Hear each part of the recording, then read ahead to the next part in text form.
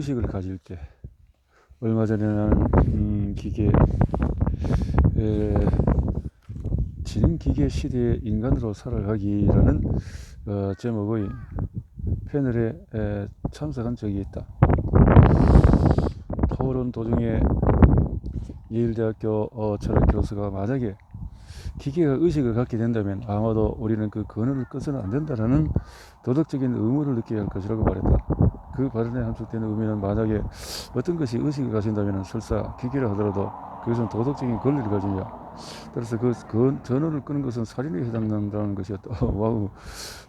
컴퓨터 프로그램을 뽑았다가 감옥에 가는 상황을 상상해보라. 우리는 이 문제를 연대해야 할까? 대다수 신경과학자는 의식에 대해서 그다지 많이 이야기하지 않는다. 그들은 뇌를 나머지 모든 물리적인 시스템처럼 이해할 수 있으며 의식은 그것이 무엇이건 같은 방법으로 설명할 수 있다고 생각한다. 의식이 무엇을 의미하는지에 대해서도 일치된 정의가 없기 때문이다. 일치된 정의가 없기 때문이다. 반면에 철학자들은 의식에 대해서 이야기하기를 좋아한다. 그리고 책까지 쓴다.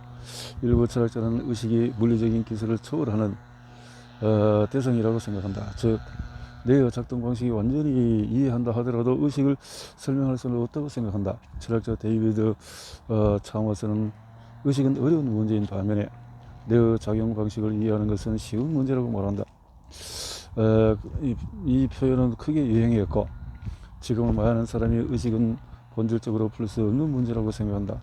개인적으로 나는 의식을 설명 불가능한 것으로 믿을 이유가 없다고 생각한다. 나는 철학자들과 논쟁을 벌이고 싶지 않으며 의식을 정의하고 싶지도 않다. 하지만 천개의 뇌 이론은 의식의 여러 측면에 대해서 원리적인 설명을 제시한다. 예를 들면 내가 세계 모형을 배우는 방식은 우리의 감각과 우리가 믿음을 형성하는 방식과 밀접한 관련이 있다. 나는 이 장에서 의식의 몇 가지 측면에 대해서 내 이론이 뭐라고 말하는지 소개하려고 한다.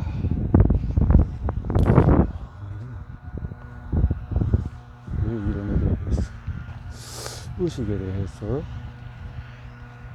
인식은 내가 당신의 뇌를 오늘 아침에 깨어났을 때의 상태를 리셋할 수 있다고 상상해보자. 리셋하기 전에 당신이 일어나서 평소에 하던 일을 하면서 하루를 보낸다. 어쩌면 오늘 당신은 세차를 했을 수도 있다.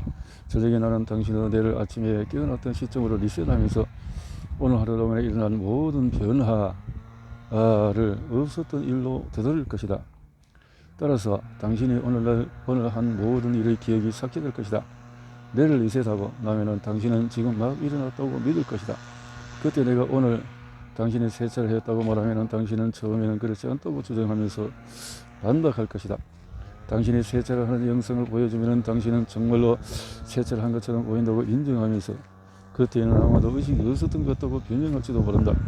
의식이 없는 상태에서 그런 일을 했기 때문에 그날 하루 동안에 어떤 일에 대해서도 책임을 질 필요가 없다고 주장할지도 모른다.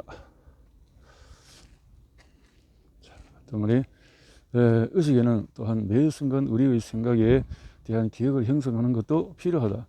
생각은 뇌의 신경세포들이 순차적으로 활성화하는 것에 불과하다고 했던 말을 떠올려보라. 멜로디를 이루는 음정들의 이 순서를 기억할 수 있는 것처럼 우리는 생각들의 순서도 기억할 수 있다. 만약 우리가 생각을 기억하지 못한다면 자신이 어떤 일을 왜 하는지 모를 것이다. 예를 들면 집에서 어떤 일을 하려고 방에 들어갈 때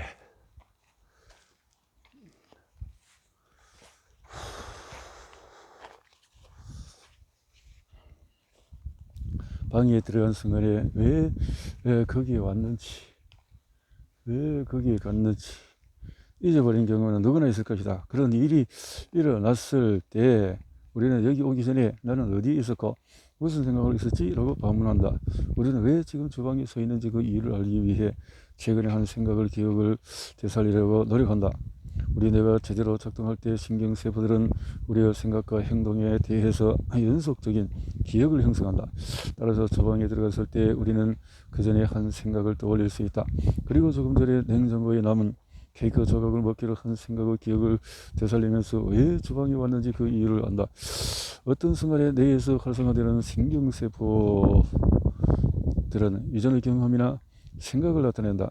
우리에게 현재의 감각과 인식을 주는 것은 이렇게 과거에 접근할 수 있는 능력, 시간을 거슬러 과거로 갔다가 다시 현재로 돌아오는 능력이다. 만약에 최근의 생각과 경험을 재생할 수 없다면 우리는 자신이 살아있다는 것조차도 인식하지 못할 것이다. 매 순간의 기억은 영구적인 것이 아니다. 우리는 대개 몇 시간이나 며칠 사이에 그런 기억을 잊어버린다. 나는 오늘 아침에 무엇을 먹었는지 기억하지만 하루 이틀 지나고 나면 잊어버리고 말 것이다. 나이가 들면서 단기 기억 형성 능력이 떨어지는 것은 흔한 일이다. 나이가 들면서 내가 왜 이곳에 왔지라고 묻는 경험이 점점 늘어나는 것은 이 때문이다. 이런 사고 실험은 우리의 인식과 현재의 감각, 이 최근의 생각과 경험에 대한 기억을 끊임없이 형성하고 또 하루를 보내는 동안에 그것을 재생하는 능력이 달려있다는 것을 보여준다. 이번에는 기계의 기계를 만든다고 상상해보자. 이 기계는 뇌와 동일한 원리를 사용해서 세 개의 모형을 배운다. 세 개의 모형을 만드는 기계의 내부 상태는 뇌 속의 신경세포들의 상태와 비슷하다. 만약 우리 기계가 그런 일이 일어날 때 그 상태들을 기억하고 재생할 수 있다면 기계는 여러분과 나와 똑같은 방식으로 자신의 존재를 인식하고 의식할까? 나는 그렇다고 믿는다. 만약에 과학 연구와 알려진 물리학 법칙으로 의식을 설명한다고 믿는 사람이라면 내가 뇌의 상태를 저장하고 다시 끄집어내는 것이 필요함을 보여주긴 했지만 그것만으로 불충분하다는 것을 증명하지는 못했다고 주장할 수 있다. 만약 당신이 그런 견해를 가졌다면 왜 그것이 충분하지 않은지 입증할 책임은 당신에게 있다. 나는 인식 감각, 존재 감각, 내가 세계에서 행동하는 행위의 주체라는 의식, 느낌이 의식의 핵심이라고 생각한다. 그것은 신경세포들의 활동으로 쉽게 설명할 수 있고 나는 여기서 어떤 신비함도 느끼지 않는다.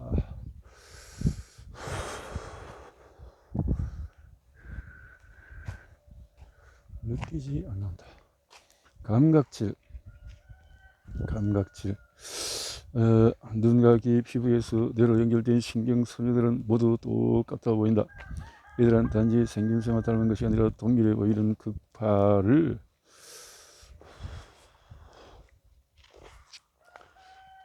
그렇게 해서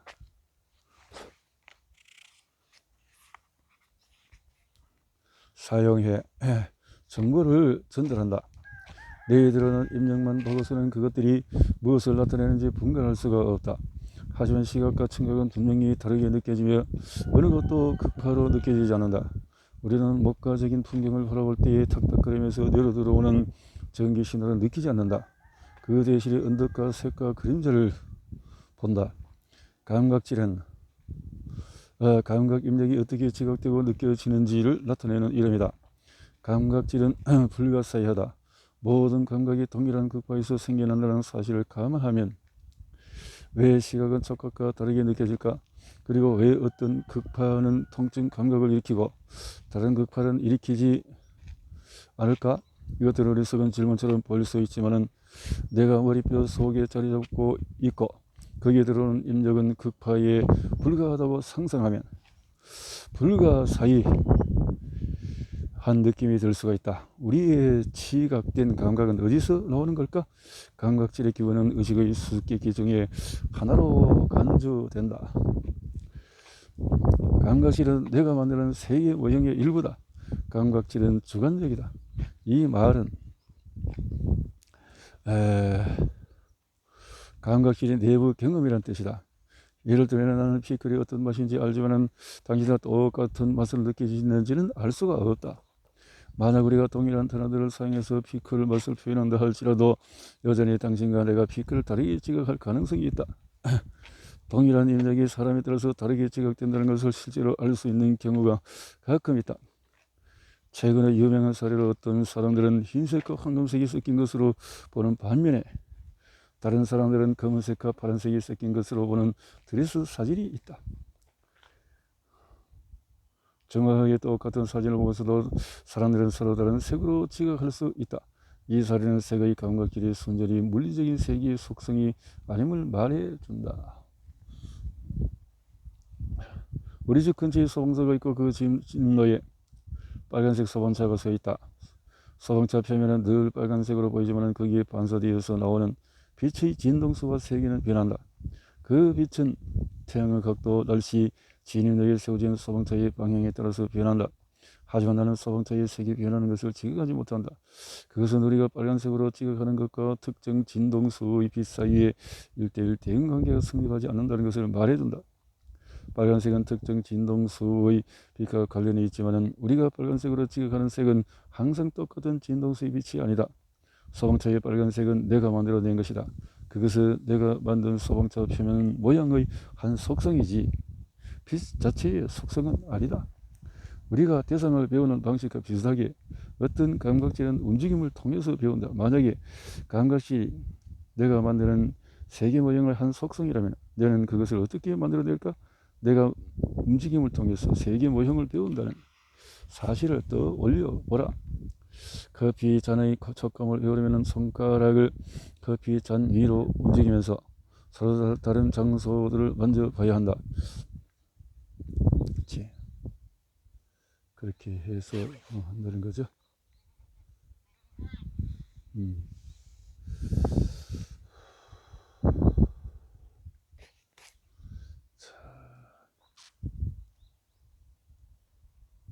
너는 표면의 색 모형을 어떻게 배울까? 우리가 그 색이 초록색이라고 부르는 표면에 대한 기준틀이 있다고 생각해보자. 초록색에 대한 기준틀은 커피잔 같은 대상에 대한 기준틀과는 아주 중요한 방식으로 차이가 있다. 추가 증거가 없는 상태에서 나는 색의 감각적 모형이 실제로 어떤 이런 식으로 만들어지는지 알지 못한다. 내가 이 예를 언급하는 이유는 이것이 우리가 어떻게 감각질을 배우고 경험하는지 검증할 수 있는 이론을 만들고 신경학적인 설명을 하는 것이 가능함을 보여주기 때문이다. 모든 감각질이 학습되는 것은 아니다. 예를 들면 통증 감각은 거의 틀림없이 선천적인데 심피지 아니라 특별한 통증 수용체와 오래된 뇌의 구조를 통해서 느끼는 감각이다. 우리가 통증을 느낄 때 그것을 저 밖의 또 우리 몸 밖의 어느 위치에 있다. 자, 이렇게